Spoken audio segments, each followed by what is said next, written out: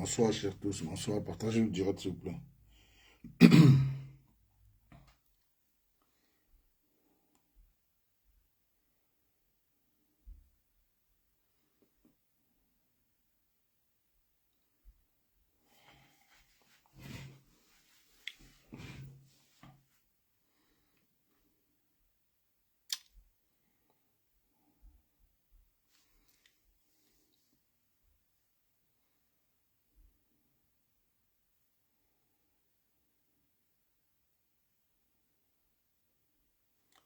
Partagez le direct. Bonsoir, bonsoir, bonsoir, bonsoir.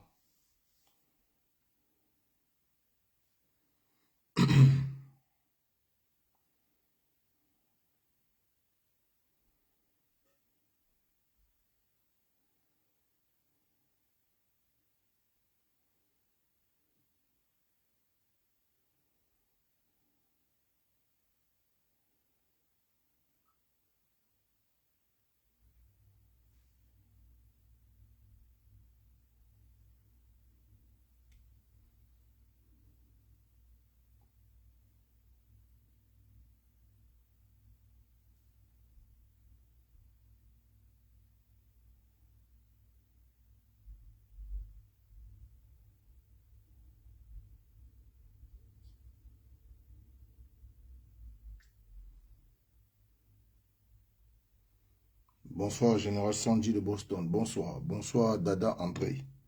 Partagez le direct, je vous en prie. Partagez.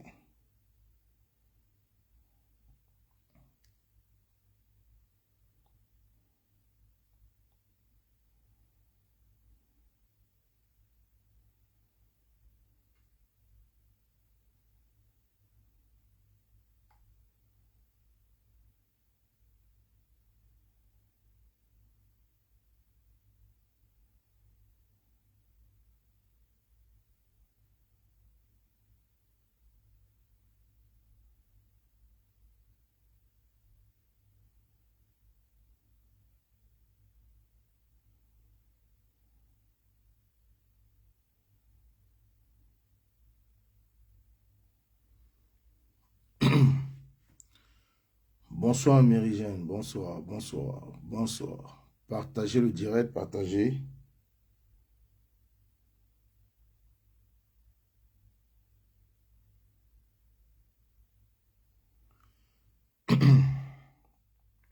On va écouter une petite musique de Willy de Paris. Après, on va écouter celle de Longuet Longuet. Je n'ai aucun droit sur les musiques jouées. Je n'ai aucun droit. Je pense que j'ai précisé ça. Je n'ai aucun droit sur les musiques jouées. Je n'ai aucun droit. Oh là là, on me fait pas un sale coup.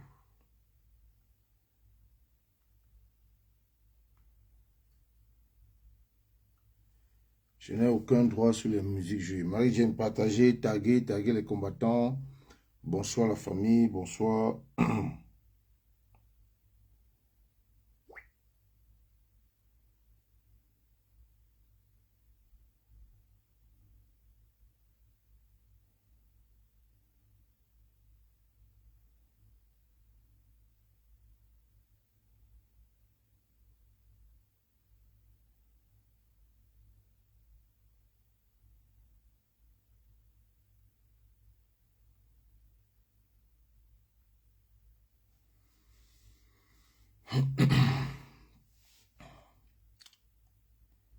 Euh,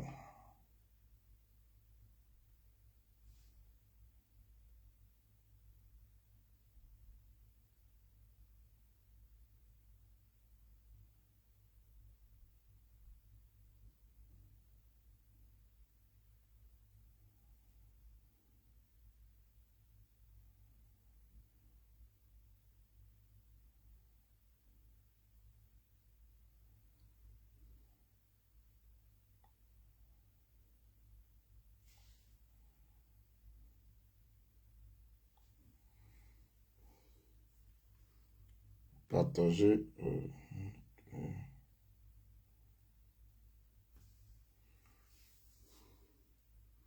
Le temps que moi aussi je partage, partagez. Bonsoir la famille, bonsoir, bonsoir, bonsoir.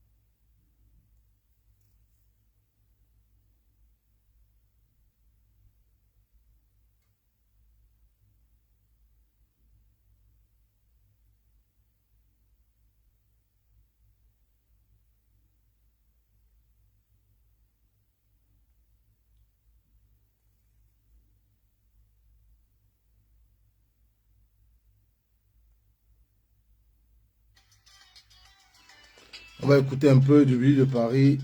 Oh, ça va Niette, bonsoir, bonsoir. Madeleine Poundi, ma soeur, bonsoir. André, soeur.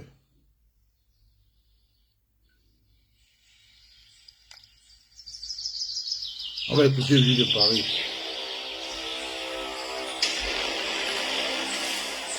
Après, on va écouter longueur, dans plus ou moins 3-4 minutes. On va lancer.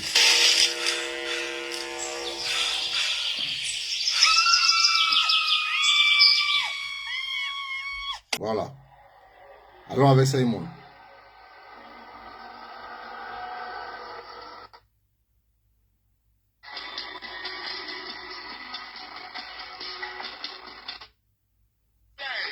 Vous applaudissez les grands voleurs et les petits voleurs en prison. Bonsoir, Jeanne Raïssa. Bonsoir, bonsoir, bonsoir, bonsoir. Bonsoir. Vous applaudissez les grands voleurs et les petits voleurs en prison. Nous allons commencer par décrypter Equinox Soit d'hier. Franchement, j'ai regardé Equinox Soit hier. Attendez la famille. Je vais mettre Equinox Soit. Partagez le direct. Mettez les cœurs, mettez les cœurs, mettez les cœurs. Mettez les cœurs. Partagez le direct, mettez les cœurs. Je me mets sur Equinox. Je me mets sur Equinox. Donc, décrypter l'actualité d'hier. Equinox Soit d'hier.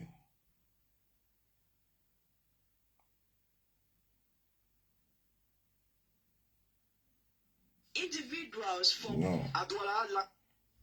Dans la salle 3 du pavillon gynécologie hospitalisation, les malades se font. On va venir là, on va arriver.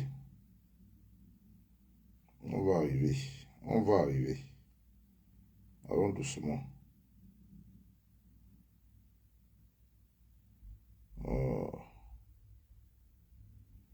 Voilà.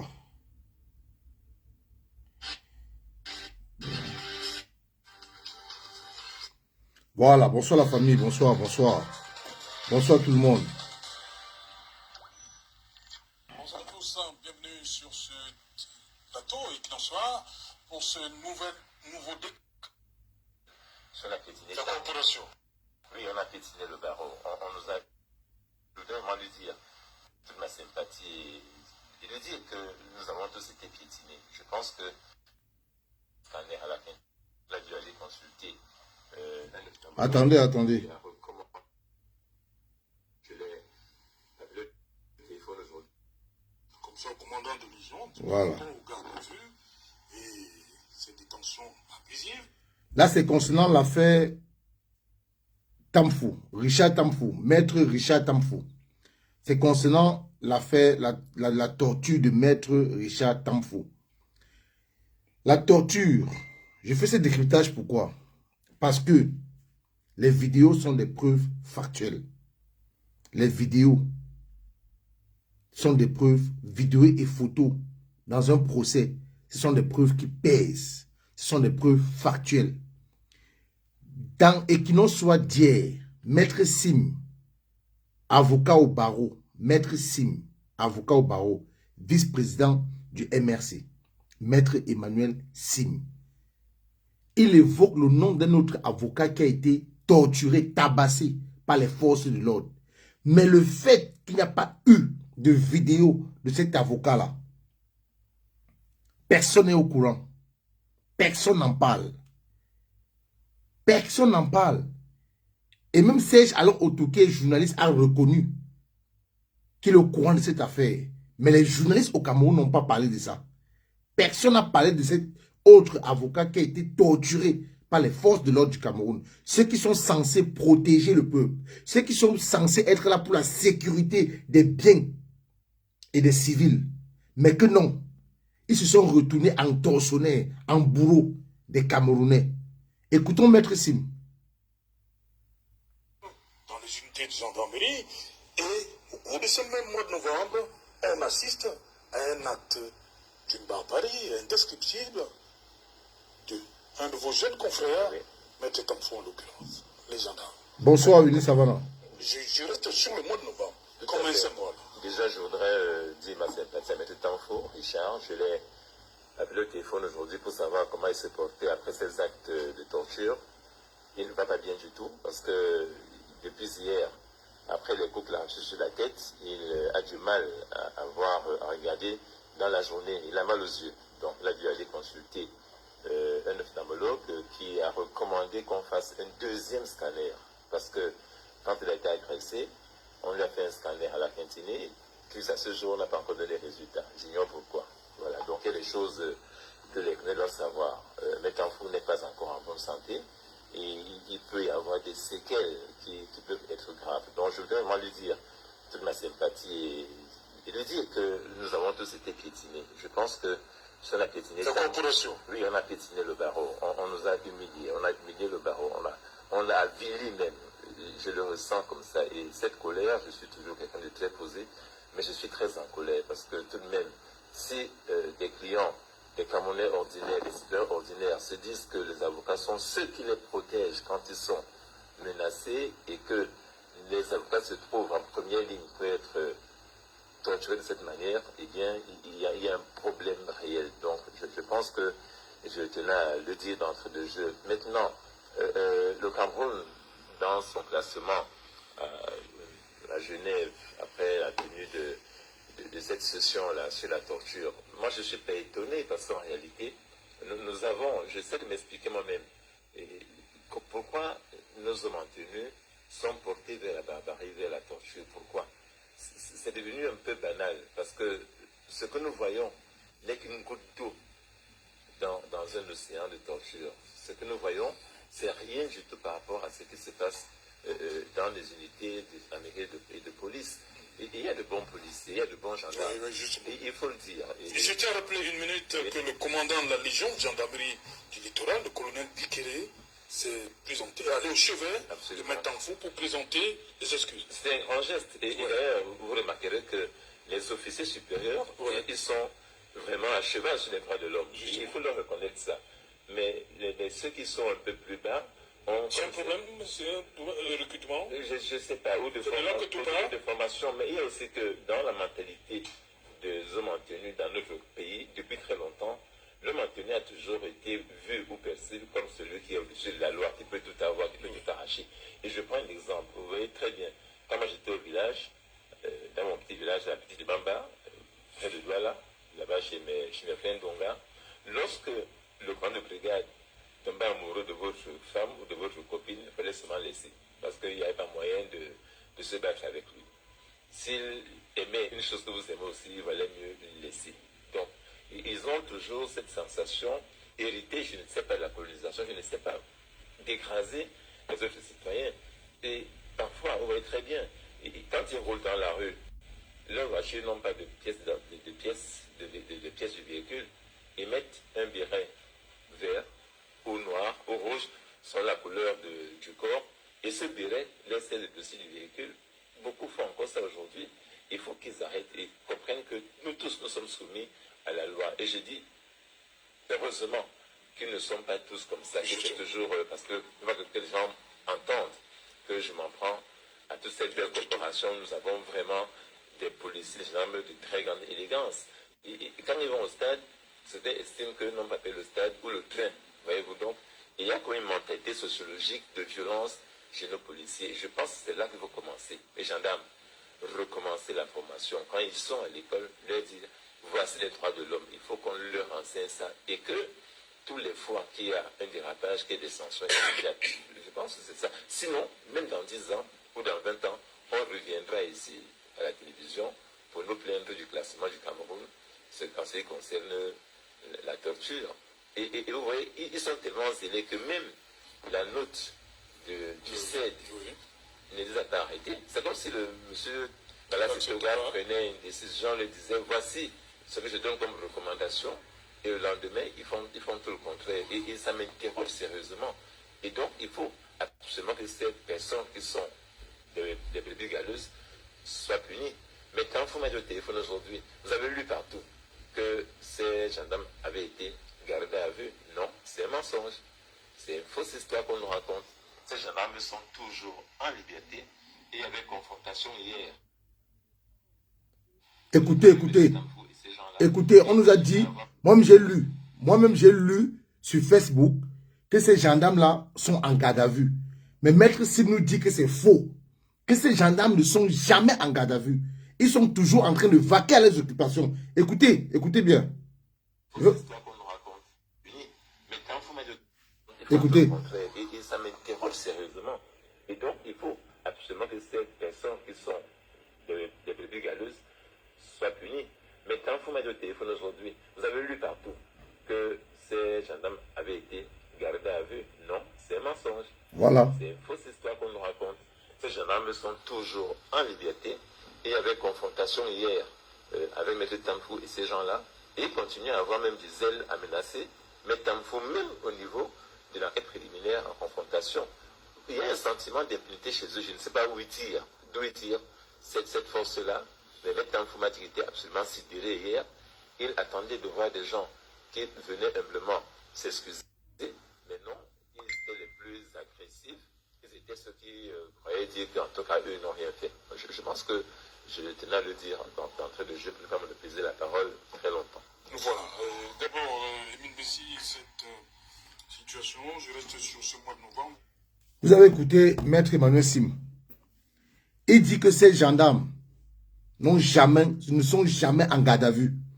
Les gendarmes qui ont piétiné, qui ont botté, qui ont écrasé avec les rangers, les chaussures de boulot, qui ont piétiné Maître Richard Tamfou, qui ne sont jamais en garde à vue. Ils vaquent à leurs occupations, ils sont toujours en tenue. On ne les a jamais déshabillés. Et ça nous rappelle l'histoire. Ça nous rappelle l'histoire de Ngabou.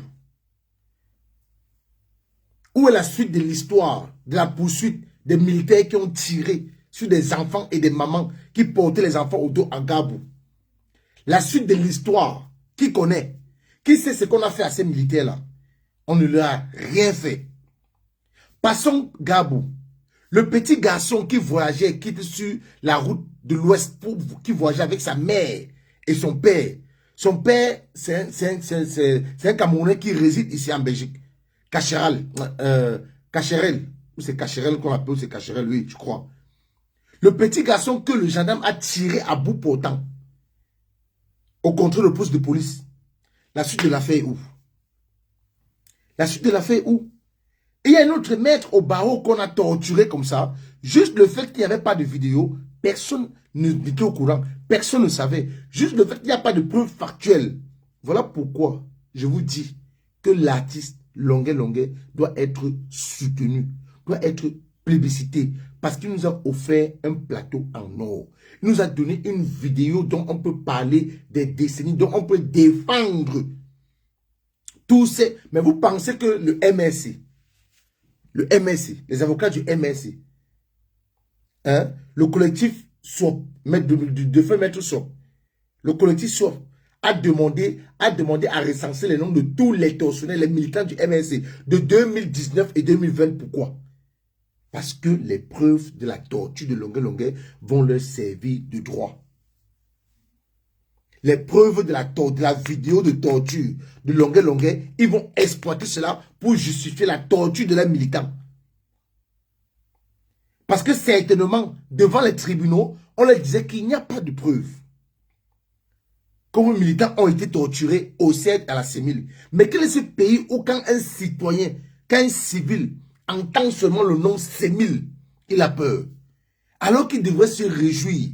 Vous avez vu la vidéo qui a circulé sur la page de Jumanto, où deux jeunes dans une rue enlèvent la machette en pleine rue, enlèvent la machette et agressent, et partent sans être inquiétés. Sans être inquiétés.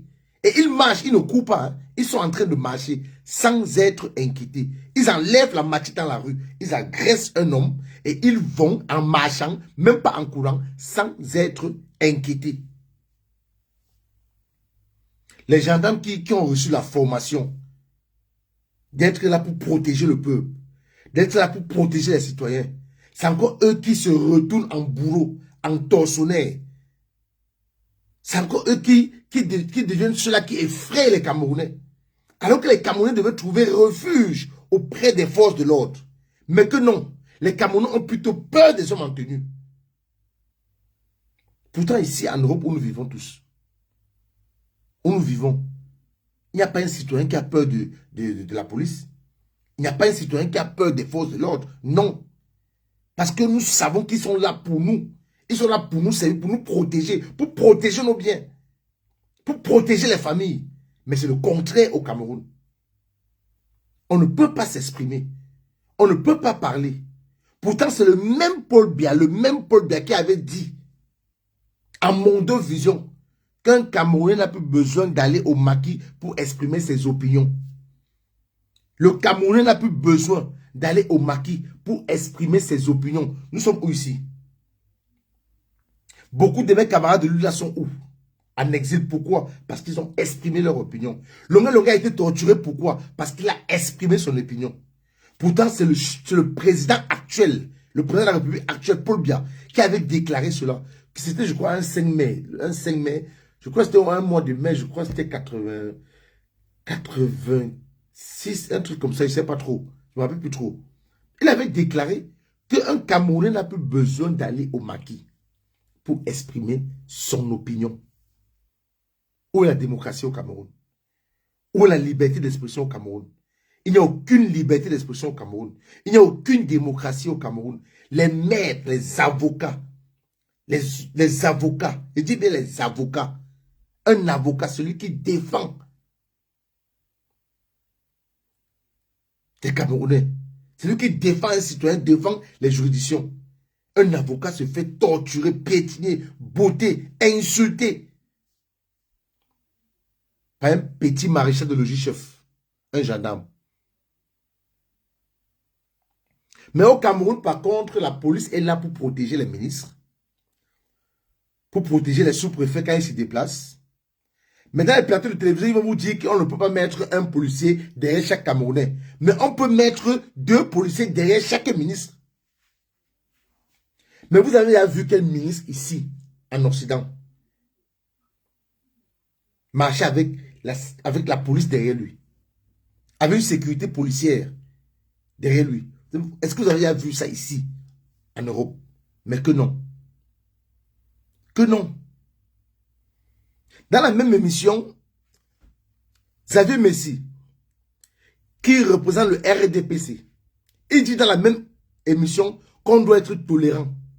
Que le MSC parle de démocratie, qu'il n'y a pas la démocratie. Pourtant, ce sont eux qui traduisent tous les communicants du RDPC devant les tribunaux. Et Maître Sim lui a donné une très bonne réponse. Que le communicant du RDPC sur le plateau de télévision a déclaré que Maître Sim avait contribué à l'achat des armes. Et il faut qu'il puisse. Maître Sim dit qu'il lui a envoyé, qu'il lui a adressé un message pour lui demander de retirer ses propos. Jusqu'aujourd'hui, il n'a pas fait. Mais Maître Sim, qu'est-ce qu'il fait? Il porte plainte pour diffamation. Maintenant, il faut qu'il vienne prouver devant les juridictions compétentes qu'effectivement, Maître Sim a contribué à acheter les armes. C'est trop facile de parler. Et la personne même vient vers toi et te dit, retire tes mots. Tu ne retires pas. Parce que tu es dans le RDPC. On vous a dit que tout a changé au Cameroun. Qui aurait cru que M. Essoussé devait faire un rétropédalage? Qui aurait cru que Essoussé, le directeur de l'ECAM, devait faire un rétropédalage? Qui aurait cru? Dans ce Cameroun-là, qui pouvait croire? Qui pouvait croire dans ce Cameroun que l'ECAM pouvait faire un rétropédalage? Personne ne croyait à ça. On savait déjà qu'il y a 120 000 Camerounais qui ont été exclus des inscriptions sur les listes électorales. On le savait. On le savait. Je vous ai parlé il y a 2 jours en arrière, lundi. Je vous ai parlé de cette femme-là, qui allait demander secours à l'ambassade. C'est plutôt l'ambassadeur qui livre sa compatriote à la police française. Voilà 2025 qui arrive. Voilà 2025 qui arrive. Voilà la pression fiscale que vous allez devoir subir en 2025. Le litre du carburant risque d'augmenter à 800 francs au Cameroun en 2025. L'État achète le carburant à 300 francs et ils vont vous revendre ça à 800. Mais le pays ici où je vis, en Belgique, là, où je vis, on vend le litre du carburant, essence, à 1,04 €. Ça ne coûte même pas 700 francs CFA. Pourtant, ils n'ont pas le pétrole. Ils ne produisent pas le pétrole. Je dis bien la Belgique où je vis. Le litre du carburant ici, c'est 1 € essence. 1,04 €. Il dit 1,04 € ici en Belgique. Donc ça ne coûte même pas 700 francs CFA. Même pas 700 francs CFA. Mais en 2025, on va vous vendre le litre du carburant à 800 francs. Chacun est en train de sauver sa tête dans ce pays-là parce qu'ils savent qu'en 2025, rien ne sera plus comme avant. Parce que M. Essou sait que s'il essaie en 2025, il ne sortira pas de ce pays-là. Clément Atangana, M. Essou t'envoie un message très fort de ne pas essayer en 2025. Clément Atangana, M. Essou t'envoie un message très fort de ne pas essayer en 2025. Tes trucs de non recevables, 32 PV, en 2025, il ne faudrait même pas essayer cela. Donc, M. Essou a passé un message très fort. Et je remercie ici toute la société civile. Je remercie le parti politique fiable, honnête, constant, cohérent, le MRC et son leader, le professeur Maurice Kamto, le président élu, à la sortie des élections d'octobre 2018, en dehors de toute fraude électorale. Je vous dis merci. Je veux remercier United for Cameroun pour tout le travail abattu, pour les plaintes qu'elles ont déposées, cette organisation de la société civile. Je veux remercier d'autres organisations de la société civile que je ne connais pas les noms. Je cite United for Cameroun parce que c'est une organisation civile que je connais ici en Occident. Et ils sont un peu de partout. Je remercie le professeur Maurice Kamto vraiment pour la plainte qu'il a déposée. Donc, Clément Tangana, monsieur, je t'ai envoyé un message fort. Libère-toi. Regarde ton âge. Tu n'as plus un âge où il faut mentir. Tu n'as plus besoin d'argent parce qu'on t'a donné assez pour les élections 2018 où tu as proclamé Paul Biya président. Tu peux encore te rattraper et entrer dans l'histoire. Tu peux encore te rattraper et entrer dans l'histoire. Vous pensez que si la vidéo de Maître Richard Tamfou n'existait pas et qu'il allait dire au bâtonnier de l'ordre des avocats et qu'il allait dire à ses collègues avocats que j'ai été torturé, on m'a piétiné, qui devait le croire devant les juridictions sans porter plainte? Qui devait le croire? Personne n'allait le croire. Et ne cédez pas à la roubladise de ce gouvernement-là. Parce que hier, quand on torturait les Camerounais, aucun colonel, même le représentant du colonel, ne s'était jamais déplacé. On a torturé les avocats dans le nord-ouest et le sud-ouest. On a roulé les avocats debout. Il n'y a pas un colonel qui est allé dire à un avocat que vraiment, nous vous demandons pardon. C'est parce qu'ils savent que les élections arrivent en 2025. Ils font semblant de faire genre comme s'ils travaillaient beaucoup. Ne cédez pas à cette manipulation, à ces roublards. Ça, c'est de la roubladise. Ce qu'ils sont en train de faire, c'est de la comédie. Restez concentrés. Soyez vigilants. Parce que tout ce qu'ils font, c'est la comédie. Parce qu'ils savent que les élections arrivent, ils veulent vous montrer une figure. Genre, ils travaillent, ils sont là pour vous, ils vous soutiennent. Tout abus ou tout débordement d'un élément des forces de l'ordre, ils vont agir et prendre des mesures strictes. Non, non, non, non, non, non, non. Maître Sim vient de vous dire que le gendarme qui a piétiné, qui est monté sur le maître Richard Tamfou, qu'on ne l'a jamais mis en garde à vue. Il est toujours en tenue. Et il va à la brigade, qui n'est jamais en garde à vue, qu'il est libre, on ne l'a jamais interpellé. Et que même lors de la confrontation, il gueulait, il insultait Maître Tamfou. Il était zélé, parce qu'il sait sur quoi il compte. Donc en 2025, tout ce qu'ils font là, regardez-les et riez seulement. Regardez-les et riez, juste, c'est tout. Regardez ce qu'ils font et riez.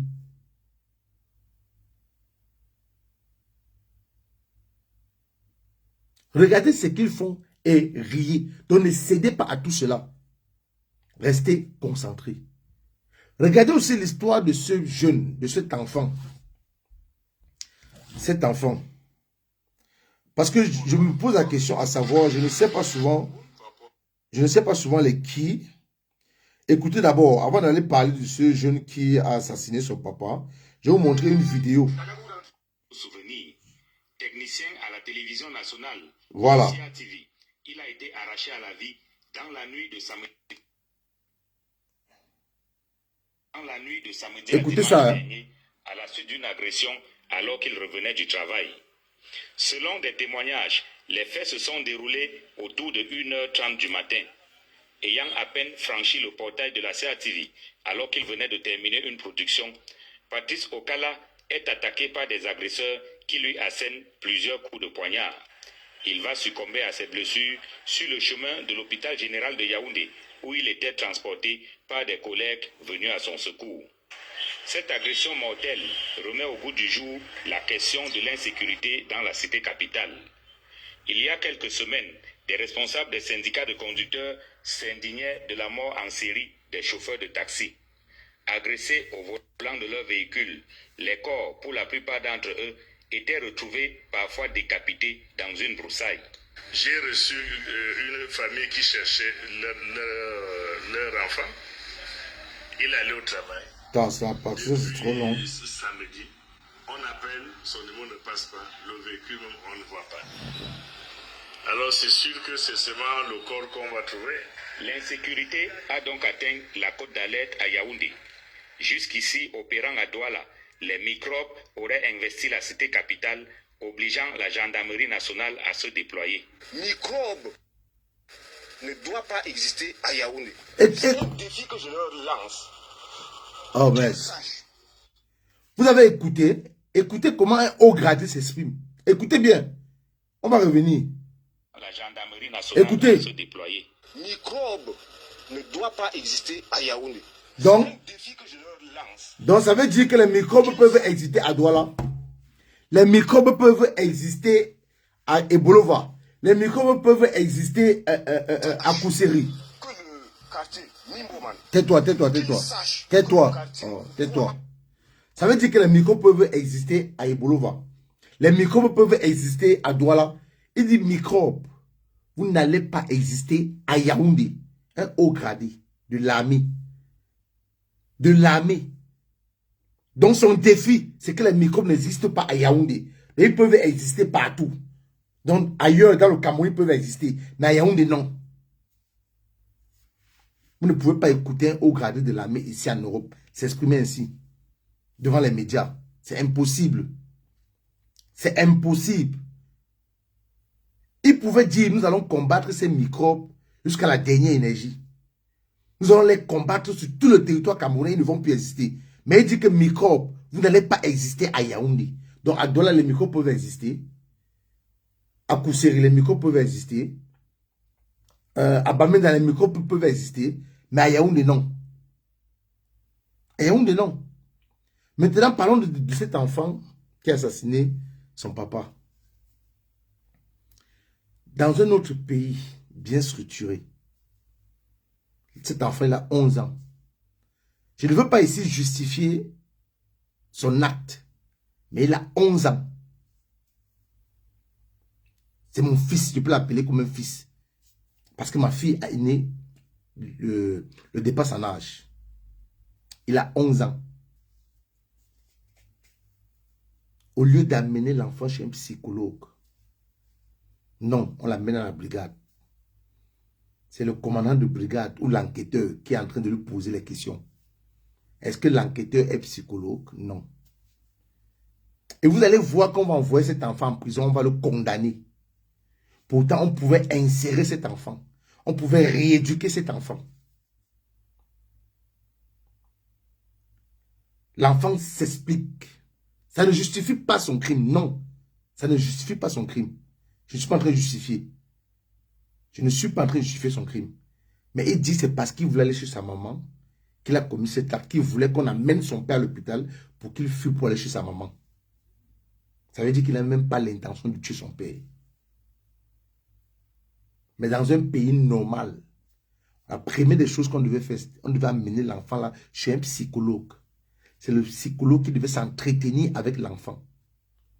C'est le psychologue qui devait donner le résultat final, dire s'il faut mettre l'enfant dans un centre d'accueil, s'il faut réinsérer l'enfant, s'il faut rééduquer l'enfant. Si l'enfant, en commettant l'acte, était sur le coup peut-être du traumatisme, qu'est-ce qui a poussé l'enfant à poser cet acte? Mais que non. Et vous allez écouter qu'on va condamner cet enfant. Parce que Maître Sim, avec une soit hier, nous a fait comprendre qu'il a fait libérer un enfant qu'on avait condamné pour vol de 5 pains. L'enfant a volé 5 pains.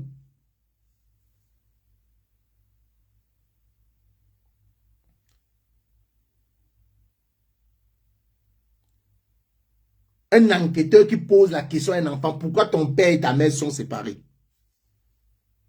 Tu sais pourquoi ton père et ta mère sont séparés? Le Cameroun. Pourquoi ton père et ta mère sont séparés? Devant les médias, on est en train de filmer. L'enquêteur pose la question à un enfant de 11 ans. Pourquoi ton père et ta mère sont séparés? Il demande à un enfant de 11 ans. Pourquoi son père et sa mère sont séparés? Maître Sim nous a dit qu'il a fait libérer un jeune qui faisait la classe de première. Il a volé 5 pains. Peut-être cet enfant a volé 5 pains parce qu'il avait faim. Et c'est à ça que Paul Biya a réduit le Cameroun. C'est à ça que Biya a réduit le Cameroun. Biya a appauvri le Cameroun. Il a affamé les peuples. Pour mieux maintenant leur dicter sa loi. Pour les guider, pour les imposer ce qu'il veut. Parce qu'il voit que le peuple a faim. Il peut leur dire, allez à gauche, ils vont à droite, ils jettent un sac de riz, ils vont courir. Ça, c'est la gouvernance de Biya. Voilà le régime satrapique de 42 ans qui a pourri toute une jeunesse. La jeunesse maintenant est abandonnée à elle-même. La jeunesse est entrée dans le vol, le braquage, l'agression. Voilà les enfants de 11 ans qui savent qu'on peut aller prendre un couteau et poignarder quelqu'un. C'est terrible. Voilà le Cameroun que Paul Biya nous laisse. Voilà le Cameroun où nos parents, même nos grands frères, nos grandes soeurs nous expliquent tous les jours qu'elles séchaient les vêtements dehors. Ça passait la nuit dehors, on ne volait pas.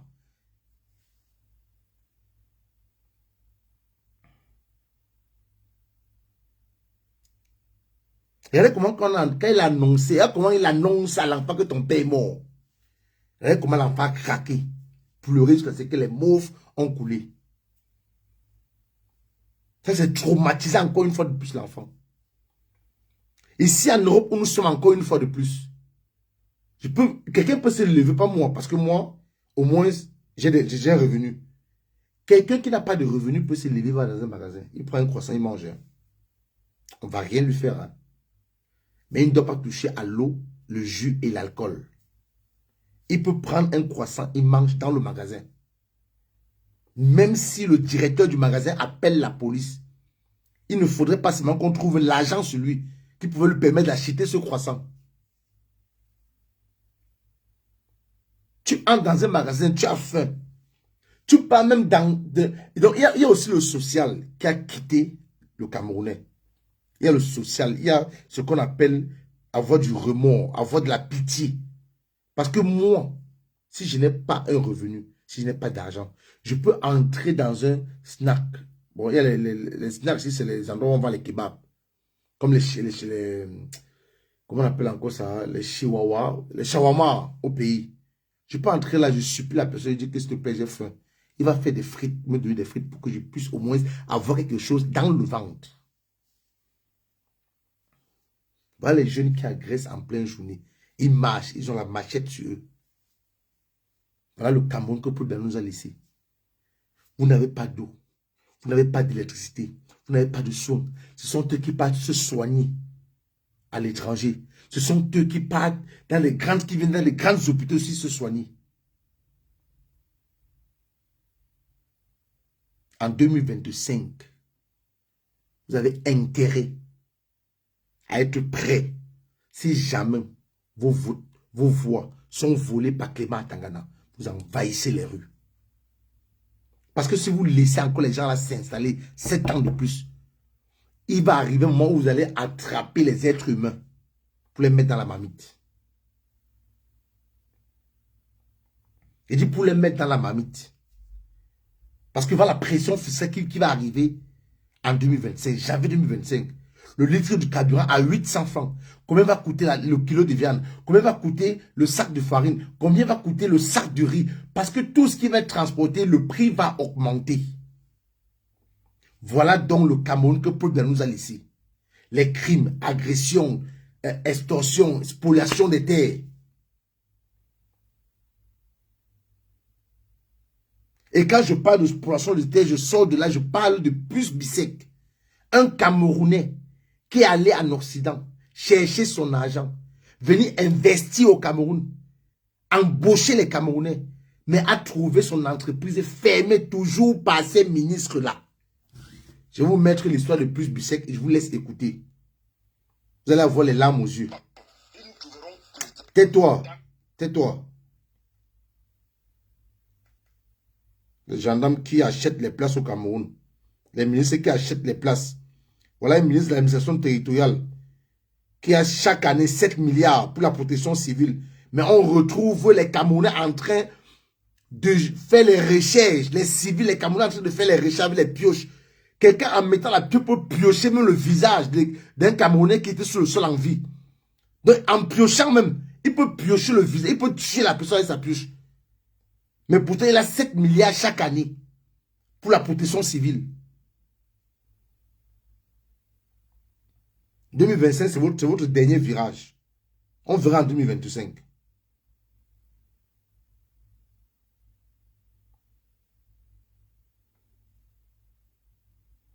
Je vais vous mettre l'histoire d'un homme, vous allez écouter, vous aurez les larmes aux yeux, restez connectés. Voilà.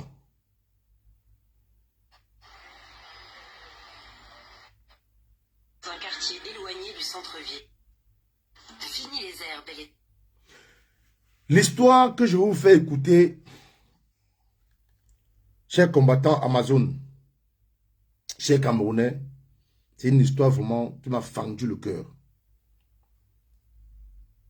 Des employés qui ont attrapé l'AVC parce que l'entreprise était fermée, des employés au chômage, des familles qui ne peuvent plus, des enfants qui ne peuvent plus aller à l'école parce que maman ne travaille plus. Écoutez. Aromates. Le cube rouge et or est devenu en quelques décennies le condiment irremplaçable. Magie a transformé le goût de toute une génération. À ce formidable succès marketing, il faut en ajouter bien d'autres. Attendez, hein, je vais mettre ça sur un support pour que vous puissiez bien voir. Je vais mettre sur un support, attendez. Je vais mettre ça sur un support, c'est mieux. Que je mette ça sur un support. Voilà. Je vais mettre sur un support comme ça pour que vous puissiez bien voir. Attends, bon. Toi, téléphone, tu dois reculer. Voilà. Je vais mettre un support comme ça. Écoutez l'histoire. Nestlé en Afrique, ce sont des produits qui en 2012 ont rapporté 2,8 milliards d'euros de chiffre d'affaires. Ce sont 29 usines qui emploient 11 500 personnes. Le Cameroun accueille une de ces usines en banlieue de Douala, dans la zone industrielle de Bonabéry, tout près du port.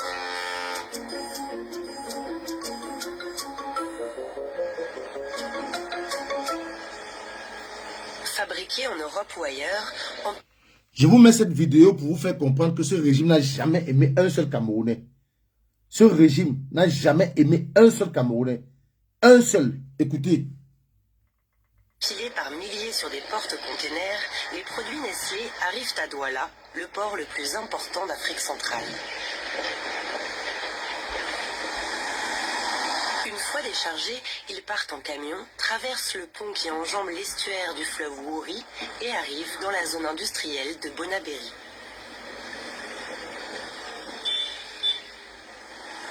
Ils sont stockés ici, dans cet entrepôt de la filiale camerounaise de Nestlé. Si derrière ces murs, il y a une usine qui fabrique des cubes et cet arôme magie dont tout le monde raffole ici, l'activité principale, c'est la vente des produits de la marque dans toute la région.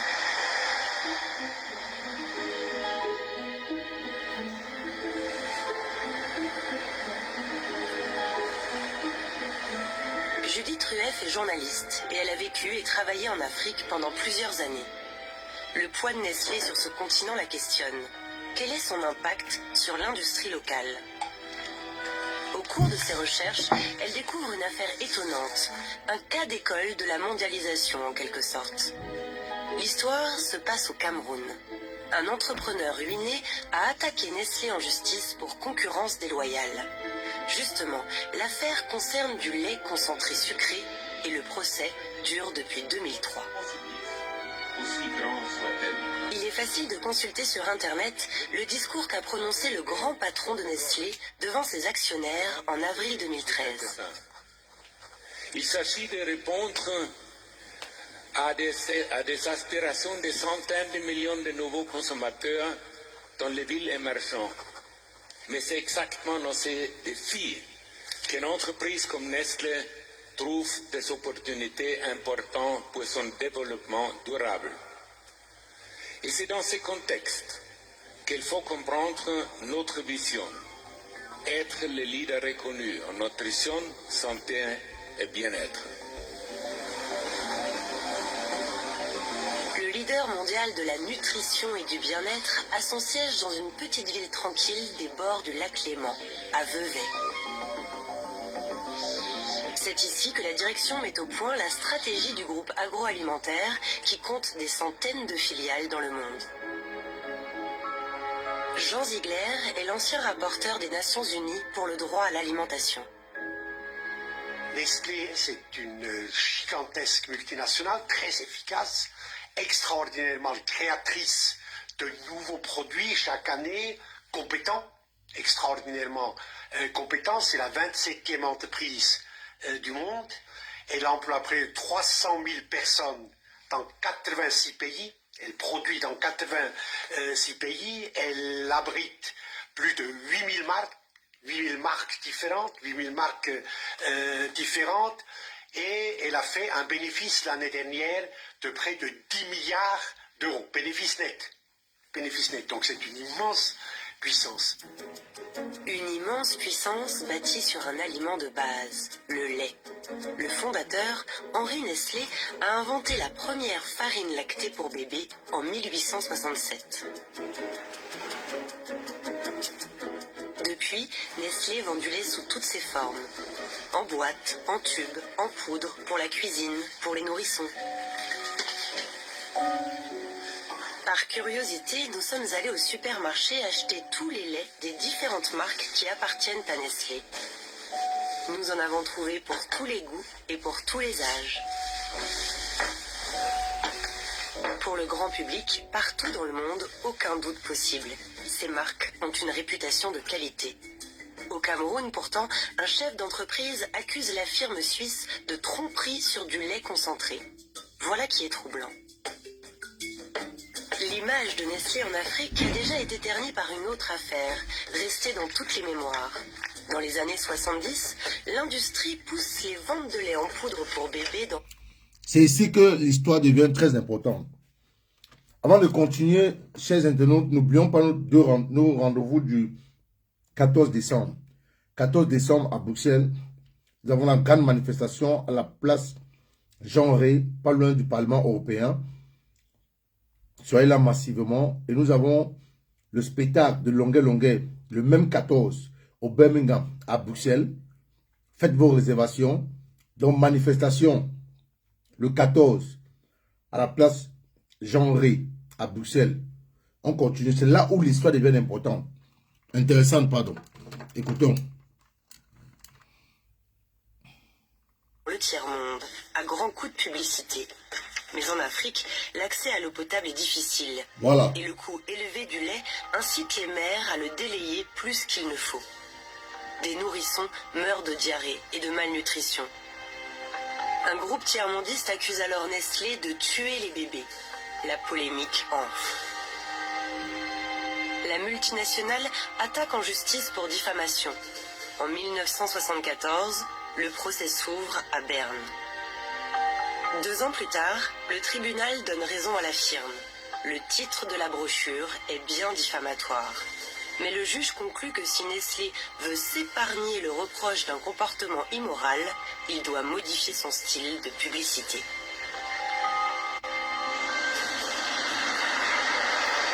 Et voilà qu'un patron de PME camerounais accuse le géant suisse de vendre du faux lait. Mais qu'est-ce qui pousse ce David à se battre contre Goliath? Direction Douala, le grand port industriel du Cameroun.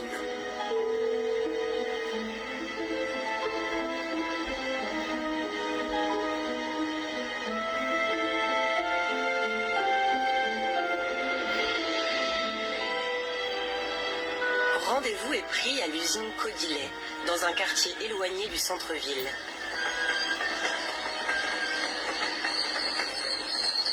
C'est la seule usine de lait de cette importance au Cameroun. Voici son patron, Pius Bissek. Il s'est lancé dans l'industrie agroalimentaire au début des années 80 avec son beau-frère et des partenaires français. On était arrivé à 200 personnes, toute l'équipe confondue. Donc tout à l'heure, on 200 salariés. 200 salariés. Écoutez bien, hein. Pius Bissek, écoutez bien. C'est quand même une précision de taille. Au Cameroun, et c'est même valable en Afrique noire, un salaire nourrit 10 personnes au moins. Voilà. Donc c'est 2000, au-delà de 2000 personnes qui gravitaient autour de cette entreprise qui est réduite aujourd'hui au silence. Voilà. Codilet a fermé en décembre 2004. Pius Bissek et ses anciens collaborateurs ont voulu nous faire visiter cette usine fantôme. Le temps semble s'y être arrêté.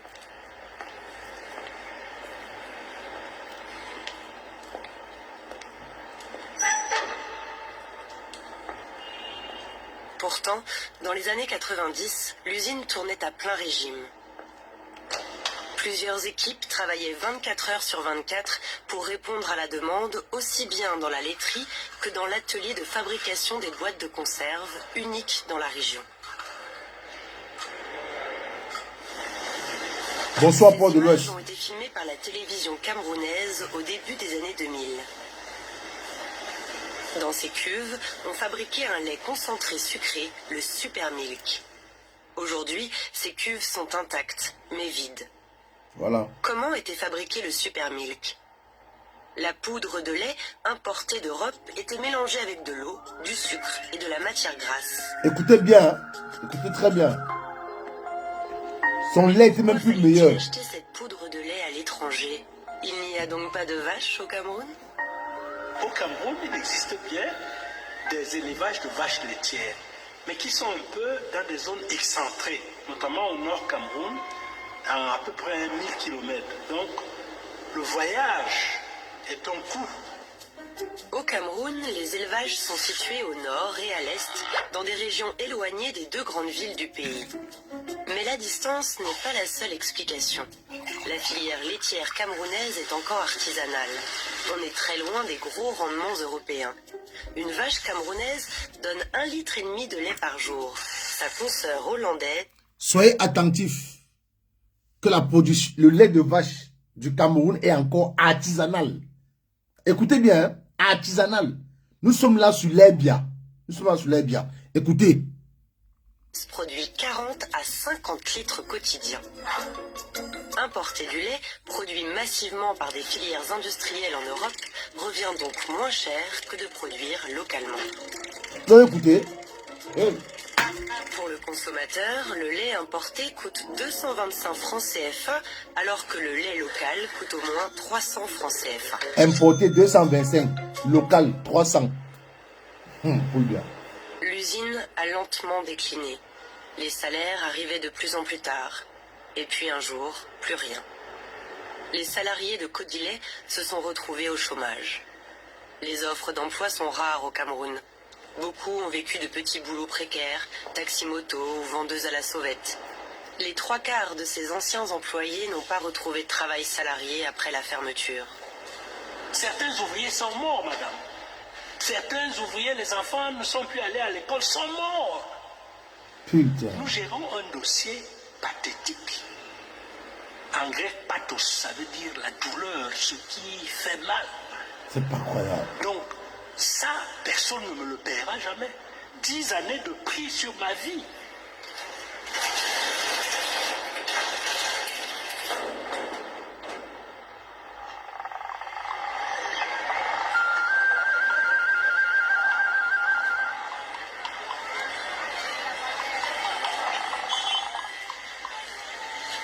Rachel Pavena était l'assistante de Puise Bissek, son bras droit. Elle suivait les commandes et gérait les stocks de marchandises. Elle a vu le chiffre d'affaires s'effondrer lentement et l'usine péricliter. Certains de ses collègues sont retournés au village, d'autres ont dû émigrer.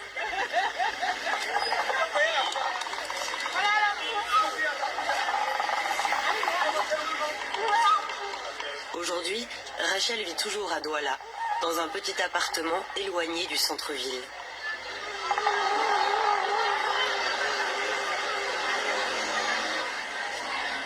Malgré ses années d'expérience, elle n'a pas retrouvé d'emploi. Elle se débrouille comme elle peut, difficilement. Elle n'a pas touché de salaire depuis bientôt 10 ans.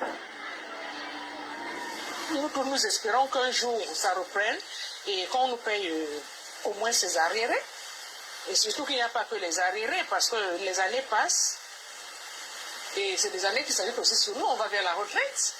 Et vous savez, le salaire va avec les cotisations sociales, les taxes. Donc là, bientôt, ce sera l'âge de la retraite.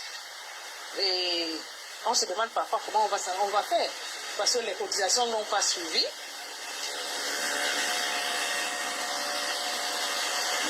Est-ce que vous touchez du chômage, une allocation? Ça n'existe pas ici chez nous.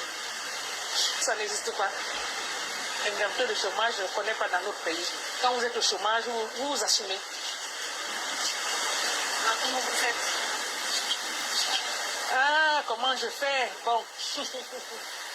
Nous avons un proverbe chez nous où on dit que entre les parents et les enfants, on se berce mutuellement. Ça, c'est un proverbe de mon village. On se berce, c'est-à-dire quand l'enfant est plus petit, le parent le berce. Et quand l'enfant a vieilli, l'enfant aussi le berce.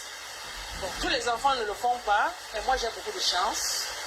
Chez moi, j'ai ça. Donc ils me viennent en aide, ils me soutiennent. De temps en temps, si je peux avoir des entrées personnelles, tant mieux. Quand je ne les ai pas, bon, ils sont là, je suis malade, ils achètent les médicaments. Bon.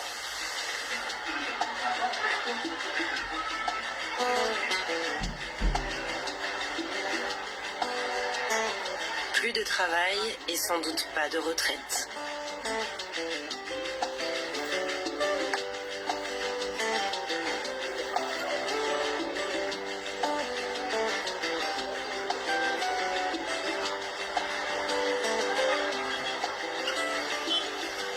Paul Elounou est l'ancien responsable de l'atelier de fabrication des boîtes de conserve chez Codilet. Il a fait toute sa carrière à l'usine. Il nous invite chez lui, au quartier, comme on dit en Afrique. L'endroit ressemble à un chantier inachevé. L'argent manque.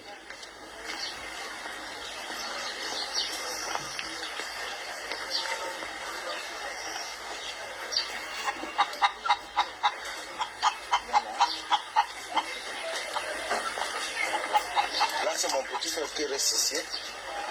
Paul est l'aîné d'une grande famille. Il vit ici avec sa femme et leurs 2 enfants, un de ses frères, ses neveux et nièces. Après la fermeture de l'usine, il a commencé à avoir des problèmes de santé. Il y a 2 ans, il a été victime d'un AVC. Il s'en est bien remis, mais sur le plan financier, sa situation reste difficile. Je crois que vous n'êtes pas sûr. C'est le travail là qui se fait. Au moment où j'arrête, je suis pratiquement à 27 ans de travail parce que je suis parmi les premiers qui sont arrivés à Codilet quand c'était encore la bourse. Ça veut donc dire que la première pierre, je suis parmi les tout premiers. Et pendant que c'était la belle époque, je n'ai pas été dû. J'ai envoyé mes petits frères, mes cousins à l'école. Il est vrai que certains aujourd'hui ont déjà un peu la situation. Ils ne sont pas ingrats. Ils reconnaissent que le grand frère aujourd'hui n'a pas. De temps en temps, j'ai 1 kilo de riz. Et puis quelques amis qui me sont encore fidèles. Quelques amis, vous savez. Vous êtes des amis, quand vous buvez la bière, vous faites un peu la vie, mais quand ça vous lâche, tout le monde disparaît. Tout le monde disparaît. Et puis aujourd'hui, où je mérite un repos, eh bien, je ne peux pas le... Il y a mes enfants qui ne vont pas à l'école. Je crois même que l'AVC que j'ai eu là, c'est à cause des pensées et tout et tout. Et quelqu'un qui fait toute sa vie, puis il s'en va comme ça sans avoir un cerf franc. C'est pas gentil. Ni assurance chômage, ni sécurité sociale. Les anciens salariés n'ont le droit à aucune aide. Ici, pas d'État-providence.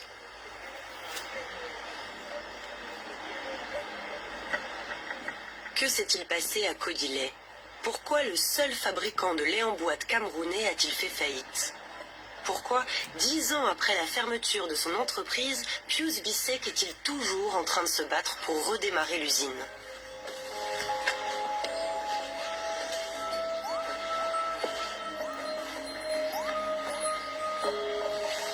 Pour le comprendre, il faut revenir au milieu des années 90.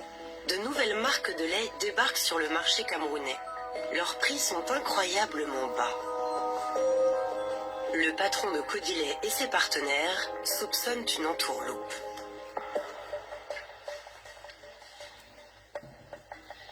Au cours d'un de nos comités d'entreprise, on évoque le problème. On décide de faire... Le lait dont le prix est bas là, qui est atterri au Cameroun, c'est Nestlé. Hein? Écoutez bien, c'est Nestlé. Le lait dont le prix est bas, qui va arriver au Cameroun, c'est Nestlé avec la complicité du régime en place. Je dis bien avec la complicité du régime en place. Et Nestlé devait se rassurer qu'on fasse faire faillite aux compatriotes plus Bissek. Donc Nestlé, c'était le deal. Écoutez bien. Un prélèvement des échantillons de ces produits sur le marché national et on les envoie à des fins d'analyse au laboratoire de lutte anti-fraude pour être vraiment sûr que les conclusions seront sur le plan scientifique imparables. Les résultats arrivent. Ils sont sentencieux, c'est pas du lait. On trouve là-dedans, Madame Judith, des matières grasses végétales, c'est-à-dire de l'huile de palme raffinée, de l'huile... Donc, le lait Gloria, dans les années 90, je vais vous expliquer. Le lait Gloria, dans les années 90, que nous, les enfants buvaient, que nous buvions, que les Camerounais buvaient, le lait que produisait Nestlé, le lait Gloria, il y avait la matière grasse végétale. Par contre, on avait un lait fabriqué par un compatriote, par un Camerounais, qui n'y avait que de la matière grasse, mais pas la matière grasse végétale. Donc, fabriqué par l'huile de palme. Vous avez bien écouté.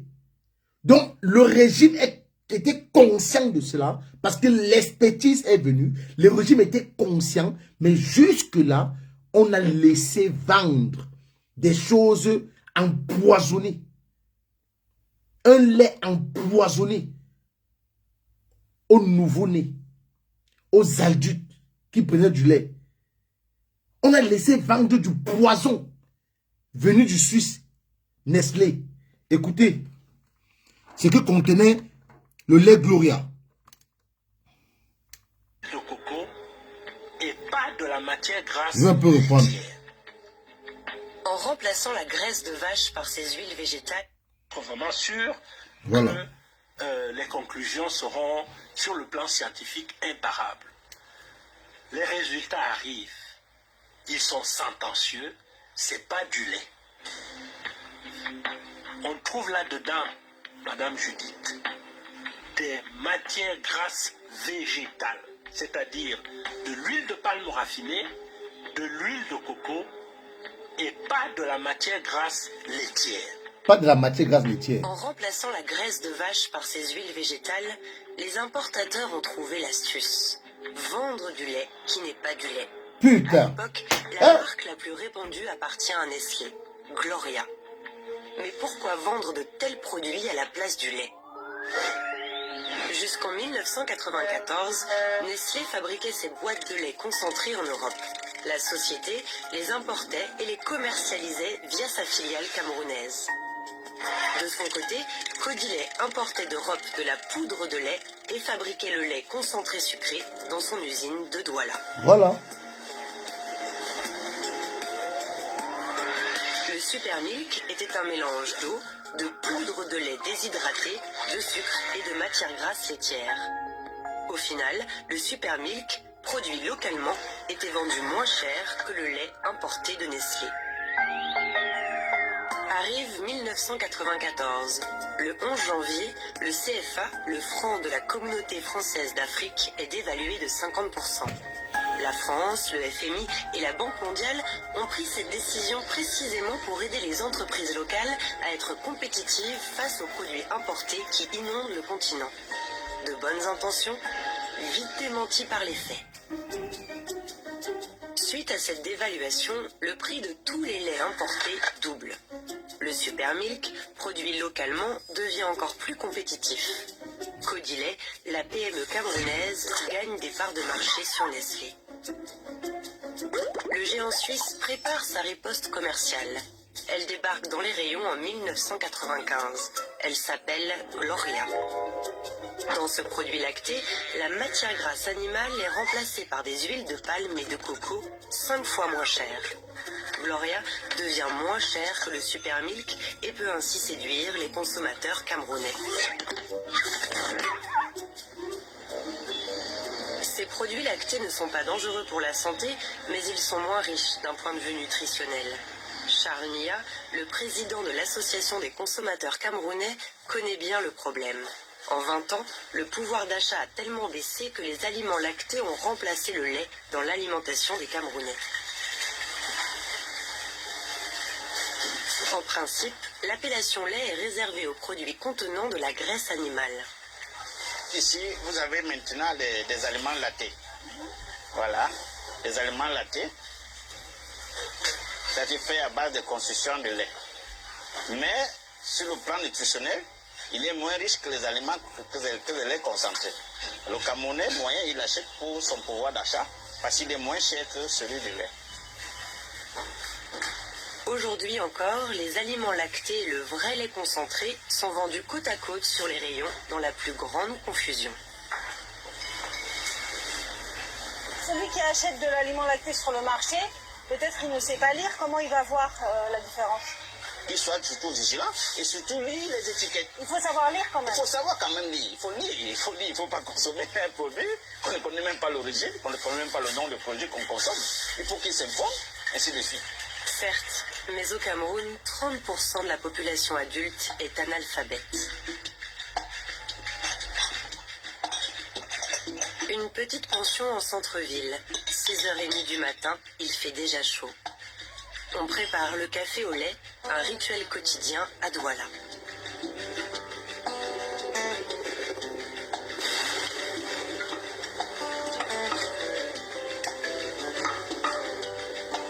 Si je sers le lait directement en poudre, les clients vont plus consommer.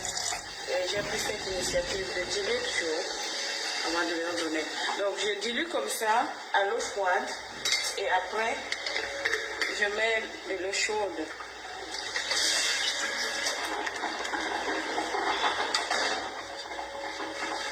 Et là je recouvre.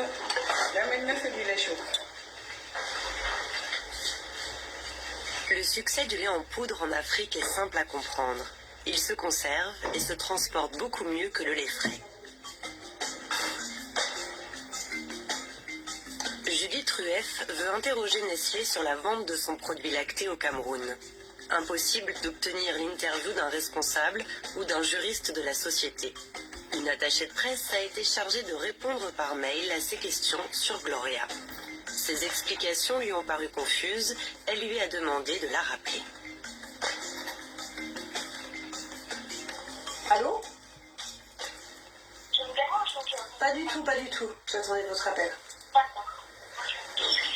Donc, je dis que je n'ai peut-être pas très bien répondu à votre question concernant la différence entre le lait et les aliments lactés. Donc, je voulais juste...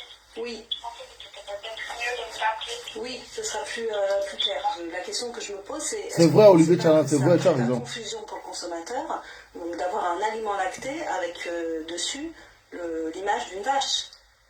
Sachant que Gloria, comment le consommateur fait-il la différence? C'est ça le fond de la question. Effectivement, Gloria était un produit à base de lait, mais sans aucune matière grasse laitière. Un vrai faux lait vendu pendant plusieurs années dans un emballage orné d'une vache. Donc ce que vous me dites, c'est qu'il faut que le consommateur décrypte l'étiquette, quoi.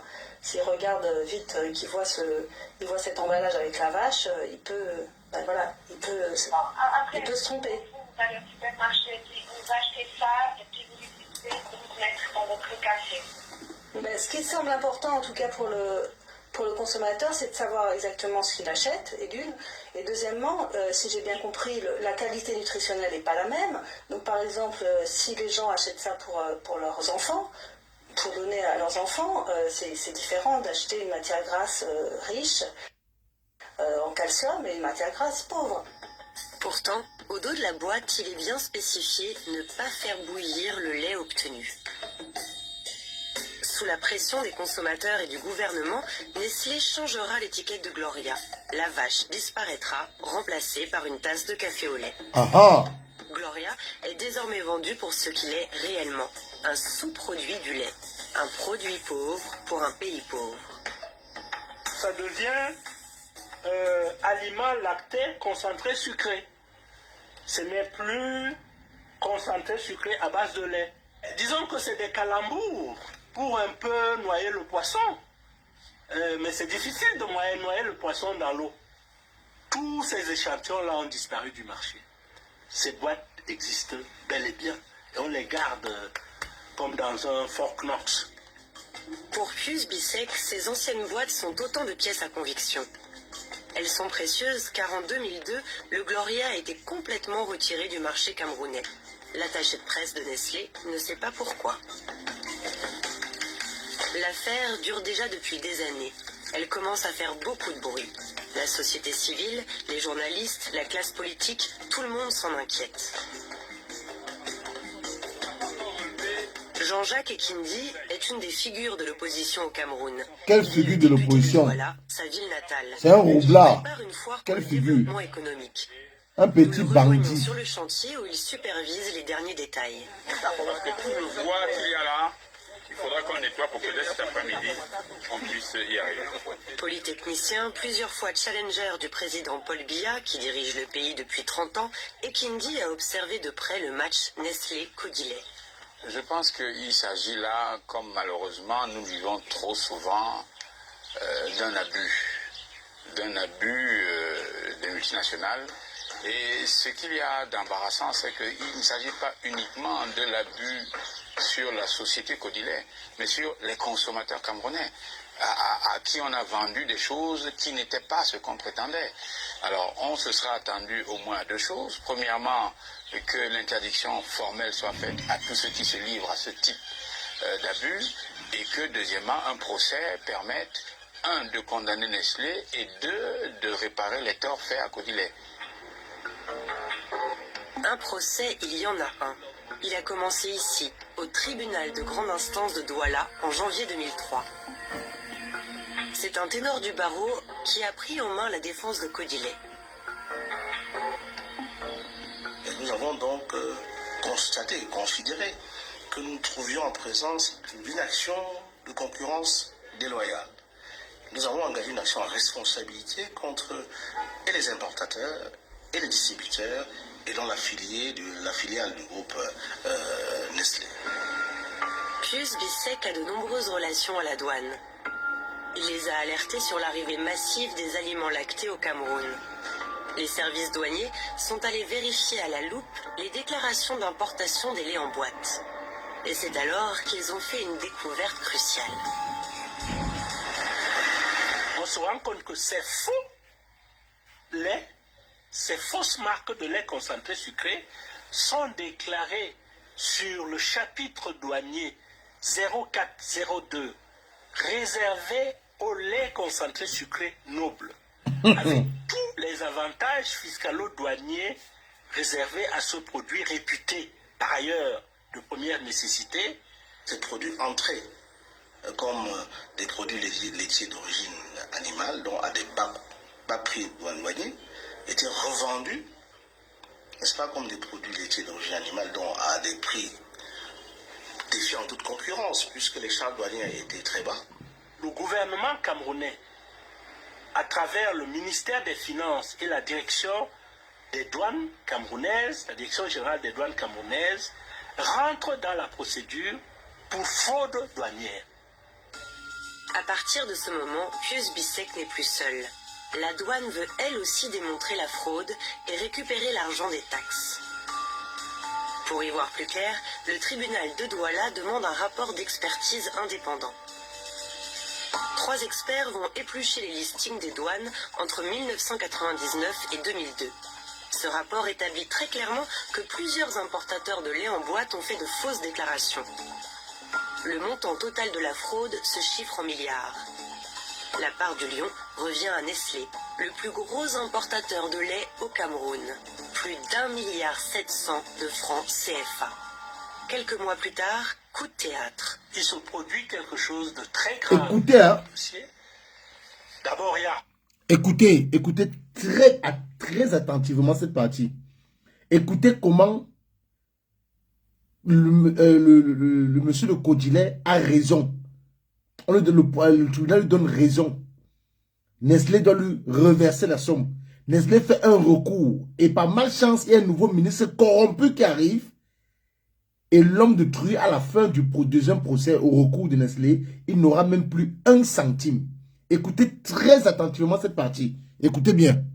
Remaniement ministériel, le ministre Meva Mebutu, qui a saisi les tribunaux pour fraude douanière, quitte le gouvernement à la suite d'un remaniement ministériel. Arrive son Excellence M. Polycarpe Abba. Voilà. Il vient... Polycarpe Abba, la grosse tête que vous voyez à Yaoundé, c'est lui qui prend l'argent aux Suisses et demande au juge. Il demande au juge de voir la somme de 1 milliard à 530 millions. C'est à Polycarpe Abba. Donc Meva Eboutou avait demandé une expertise, avait demandé qu'on fasse bien le travail et qu'on rende justice à l'ayant droit, qui était Pius Bissek, PDG de Kodilet à l'époque. Écoutez. Des impôts. Lui, en tant que ministre des Finances, on va reprendre. Il a le privilège du trésor. Ça là. Non. Il est les moyens régaliens à bas. Quitte le gouvernement à la suite d'un 100 de francs CFA. Voilà, écoutez. Quelques mois plus tard, coup de théâtre. Il se produit quelque chose de très grave dans le dossier. D'abord, il y a remaniement ministériel. Le ministre Meva Mebutu, qui a saisi les tribunaux pour fraude douanière, quitte le gouvernement à la suite d'un remaniement ministériel. Arrive son Excellence M. Polycarpe Abba. Il vient des impôts. Lui, en tant que ministre des Finances, il a le privilège du trésor, il a tous les moyens régaliens de l'État pour rétablir l'État du Cameroun dans ses droits. Yaoundé, la capitale. Le ministre des Finances affirme qu'il va désormais négocier directement avec Nestlé pour récupérer les taxes douanières. Il nomme alors un envoyé spécial chez Nestlé Cameroun, l'inspecteur Amba Sala. Il est aujourd'hui ministre des Travaux publics.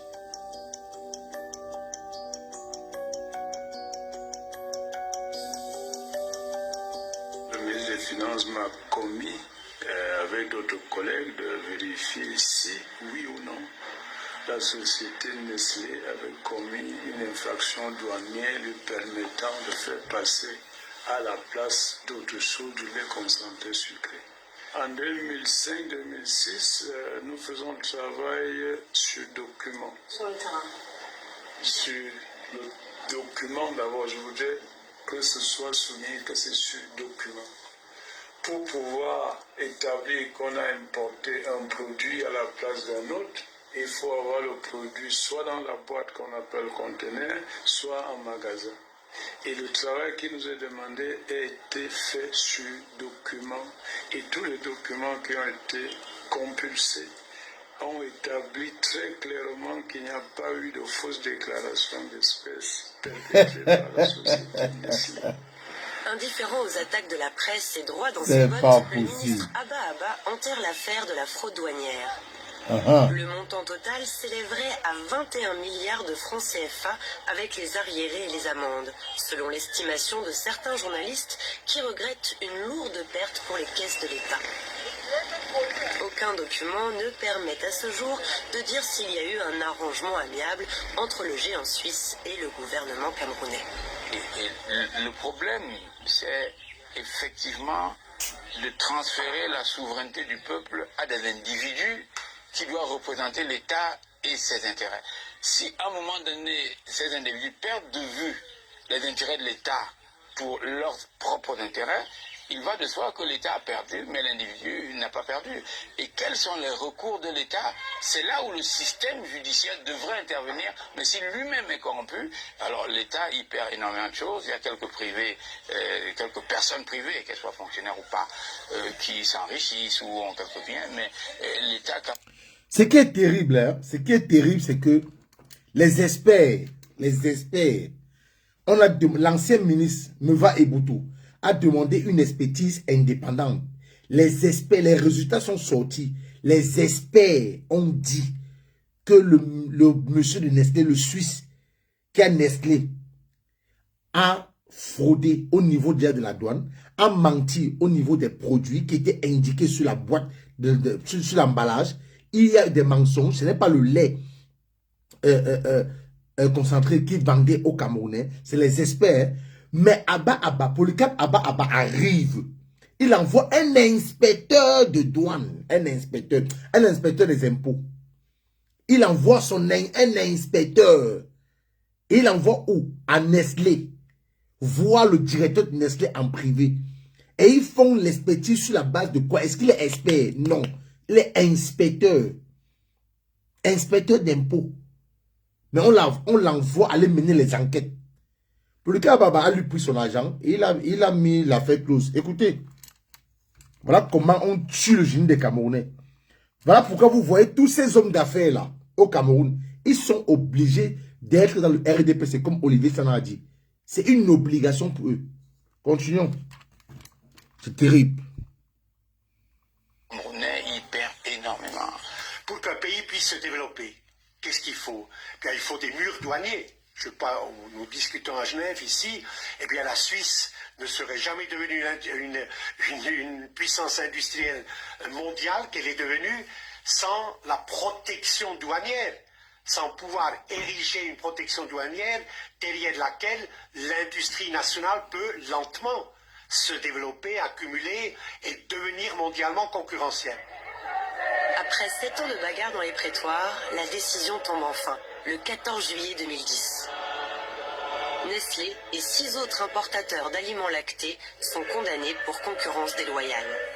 Une première en Afrique. Les juges donnent raison au patron camerounais contre la multinationale.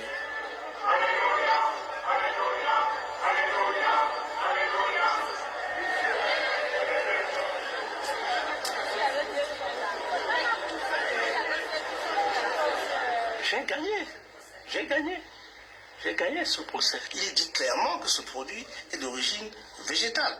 La question est, comment peut-on sur une étiquette, en élément d'appel au client, indiquer qu'on vend du beurre alors que c'est de la margarine? Il s'agit un peu de cela. Les importateurs doivent verser 740 millions de francs CFA, plus d'1 million d'euros à Codilet. Nestlé doit payer les 2 tiers de ce préjudice. Pourtant, le patron de Codilet est déçu. Écoutez. J'ai fait appel parce que 740 millions sur 4 milliards 345, cela représentait à peine combien, même pas 30%. Et l'usine que vous avez visitée, dont on estime investissement, fonds de roulement compris, la valeur à quelque chose comme 5 milliards, vous ne pouvez rien faire avec 740 millions. Pius Bissek espérait bien plus. Il comptait sur l'argent pour remettre les machines en état de marche et réembaucher le personnel licencié.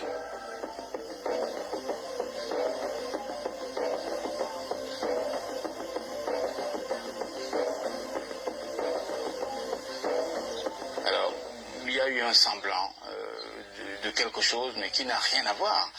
Quand d'un côté on parle de milliards, de l'autre côté on parle de quelques millions, on ne peut pas parler de réparation. Et nous ne pouvons que regretter, parce qu'en réalité, on a vu toutes les instances camerounaises concernées. On a vu la douane, on a vu le ministre des Finances, on a vu le Premier ministre, on a vu l'Assemblée nationale. Et malheureusement, tous ces officiels sont allés dans le même sens, à savoir celui de l'impunité. En 2012, le dossier Codilet arrive sur le bureau des juges de la cour d'appel. Pius Bissek est confiant. Il sait que le procureur a demandé la condamnation des importateurs d'aliments lactés. Hasard du calendrier ou sens du timing? Au même moment, l'ambassadeur de Suisse et le directeur de Nestlé Cameroun sont reçus par le président Biya en personne. C'est là où le vrai film commence. Ils viennent annoncer la construction d'une usine de café soluble. Un gros... L'ambassadeur de Suisse au Cameroun et le responsable de Nestlé partent rencontrer Biya dans son palais. Donc c'est là où maintenant la diplomatie entre en jeu. Écoutez bien, c'est ici que la diplomatie va se jouer. Regardez comment les Suisses ont protégé les leurs. Regardez comment les Suisses ont protégé leurs compatriotes qui sont venus investir au Cameroun. L'ambassadeur suisse au Cameroun a pris le PDG de Nestlé qui était un Suisse. Ils sont allés rencontrer Biya au palais et écouter la suite. Après avoir rencontré Biya, écoutez la suite. Croyez que le monsieur sait un jour aimer les Camerounais. Écoutez la suite. Investissements et des dizaines d'emplois pour le pays.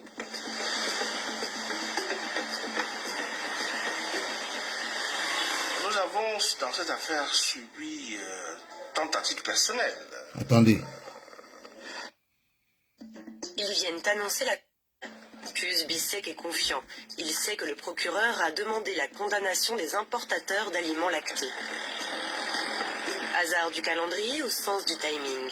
Au même moment, l'ambassadeur de Suisse et le directeur de Nestlé Cameroun sont reçus par le président Biya en personne. Ils viennent annoncer la construction d'une usine de café soluble. Un gros investissement et des dizaines d'emplois pour le pays.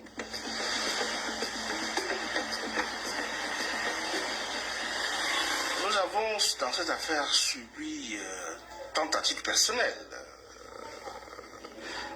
Qu'à titre professionnel, des pressions énormes. Bien entendu, nous avons vu cette importante délégation qui est arrivée au Cameroun, qui a été reçue en grande pompe, qui a annoncé des investissements importants. Je prends toujours cet exemple de la boxe. Vous avez un ring, si vous voulez, un ring. Vous avez Mike Tyson, qui est champion du monde des poids lourds. Un magnifique, c'est Nestlé, mais Mike Tyson qui est un magnifique athlète, hein, et vous avez face à lui un chômeur sous-alimenté bengali. Bon, les turifères du libre-échange, M. Pascal Lamy et les autres, les Brabec, etc., vous diront, mais de quoi vous plaignez-vous? Les règles sont totalement justes, elles sont tout à fait les mêmes. Les camps de boxe sont du même poids pour les deux partenaires, le lieu, l'espace est le même, le temps de lutte est le même, l'arbitre est le même, il constate simplement qui est le vainqueur et qui est le vaincu. On voit bien que ce combat est perdu d'avance et radicalement et désastreusement pour le chômeur bengali, c'est-à-dire pour M. Bissek. Dans le combat judiciaire, la Cour d'appel de Douala rend enfin son verdict au mois de septembre 2012.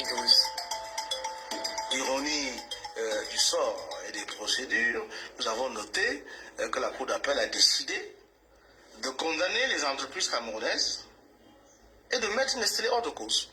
Extraordinaire. Alors que le rapport d'expertise était clair s'agissant des uns et des autres. Patatras à la Cour d'appel. Nous n'avons même plus les 740 millions que le tribunal de grande instance a bien voulu nous accorder. Il n'existe même plus de fraude douanière. C'est ça, l'arrêt de la Cour d'appel de Douala, elle est extraordinaire, elle est sublime. Nestlé a remporté cette deuxième manche. La justice camerounaise l'a blanchi de l'accusation de concurrence déloyale envers Codilet. Le patron camerounais a tout perdu. Il se sent humilié, écrasé. Mais si je pouvais le voir, je lui dirais vraiment, monsieur Brabel, laissez ceux des Africains qui veulent vous tailler quelques petites croupières. C'est de la poussière. Vous avez écouté, vous avez vu que c'est Paul Biya. Paul Biya, parce que les gens ont tendance à dire, que Paul Biya est bon, mais c'est son entourage. Que Paul Biya est bon, mais c'est son entourage qui est mauvais. Mais là, c'est un ministre, c'est un juge qui a rendu le verdict. Pour le cas Abba n'a pas voulu que tous les 4 milliards aillent à Puce Bissek le tout.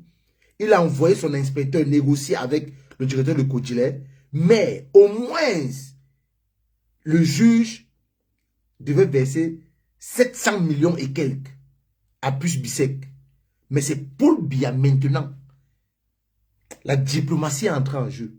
C'est Paul Biya qui décide que même 1 centime, son compatriote n'aura pas. Même 1 centime. Parce que les gens ont l'habitude de dire que l'entourage de Paul Biya est mauvais, Paul Biya est bon. Que c'est Paul Biya est bon. Il a toujours dit que rigueur et quoi, ou c'est rigueur et quoi là. Mais son entourage qui gère mal. Mais à cette époque-là, en 2002 là, à cette époque, en 2002, les juges ont rendu le verdict. On a reconnu la fraude. Les juges ont rendu le verdict. La fraude a été reconnue devant les tribunaux de grande instance, devant le TGI. On a dit qu'on devait verser 741 millions à Puce Bissek au lieu de 4 milliards. N'étant pas satisfait, il fait appel. Quand les Suisses ont vu qu'il a fait appel, c'est là où ils ont fait intervenir leur ambassadeur, l'ambassadeur de la Suisse au Cameroun. Et il a pris le PDG de Nestlé. Ils sont allés avec la roubladise, dit à Paul Biya qu'ils ont des investissements à faire au Cameroun. Donc c'était comme ça un dossier pour s'introduire au palais de Dieu. Et c'est Biya qui tue son compatriote Puce Bissek. Jusqu'au nos jours, cette entreprise n'a pas pu se relever. Après, vous nous chanter que l'entourage de Biya est mauvais, c'est Biya qui est bon. Ce monsieur n'a jamais aimé le Cameroun depuis qu'il a pris le Cameroun en 82. Il n'a jamais aimé le Cameroun. Il n'a jamais aimé les Camerounais. Sinon, comment comprendre qu'un chef d'État peut être du côté de l'étranger au profit de son compatriote qui avait 200 salariés avec lui, qui nourrissait des bouches, qui envoyait des enfants à l'école. Le Suisse, sa famille est en Suisse. Donc ça veut dire que Nestlé jusqu'à aujourd'hui est en train de vendre du poison aux Camerounais. La famille, rendez-vous samedi 14 décembre pour 2 grosses dates à Bruxelles. Rendez-vous le 14 décembre pour 2 grosses dates à Bruxelles. La première date, c'est la grande manifestation qui aura à la place Jean-Ré. À la place Jean-Ré. Et la deuxième date, c'est le spectacle de Longuet Longuet. C'est même le même samedi, mais en soirée au Birmingham. Soyons nombreux à la manifestation pour dire non à toute forme de torture. L'artiste Longuet Longuet et Ully de Paris seront à la manifestation parce que Longuet Longuet a été victime de ce régime.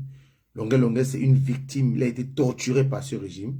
Et il sera présent à cette manifestation pour dire non à toute forme de torture. Je vous envoie sur YouTube. Allez écouter l'histoire. Histoire Kodilet. Tapez seulement Histoire de Kodilet. Vous allez écouter ça très bien à la maison. Et vous allez comprendre que Paul Biya n'a jamais été un bon dirigeant. Paul Biya n'a jamais aimé ses compatriotes. Paul Biya n'a jamais aimé le Camerounais. Paul Biya n'a jamais aimé le Cameroun. Tout pour lui, là-bas, depuis 42 ans qu'il est au pouvoir, ce sont ses avantages, c'est son argent. Bonne nuit la famille.